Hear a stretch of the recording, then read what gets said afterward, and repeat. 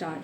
In recent months, we have seen how speculation took place in regard to certain food stuff and other agricultural commodities.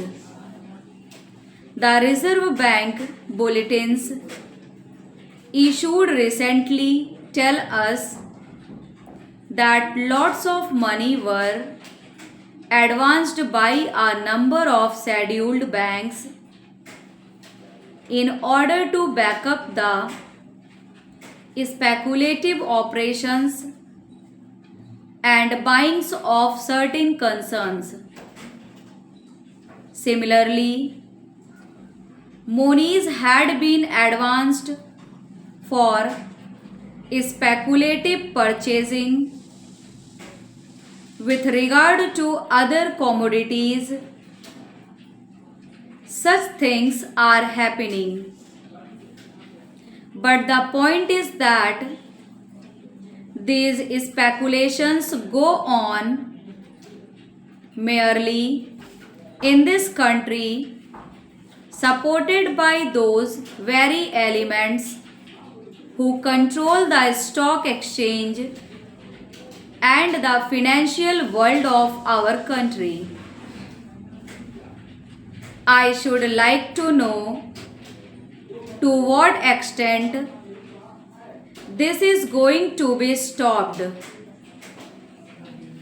It is said that we are in a bad situation, and in order to give a proper direction to the planned development of the country, it is essential to direct the investments and speculative investments in particular.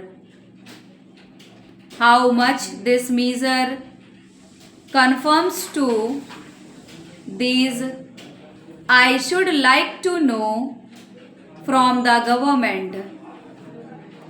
It appears to me that not very much will have come out of this measure, notwithstanding the fact that government is armed with these powers. It is of vital importance today that we should have proper control of our investments that are taking place or concerning of shares in some cases.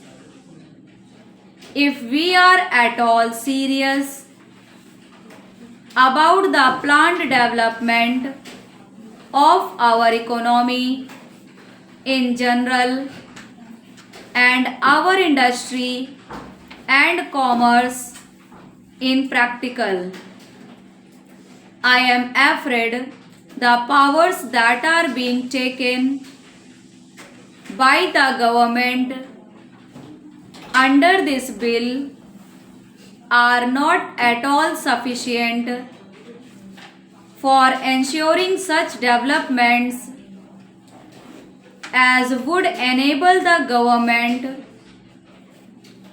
to direct investment and control transfer of shares, etc.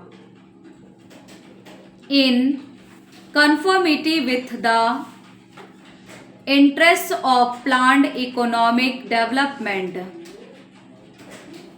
This is what I find from the reading of this bill and even from hearing the speech that has been delivered by the Honorable Minister.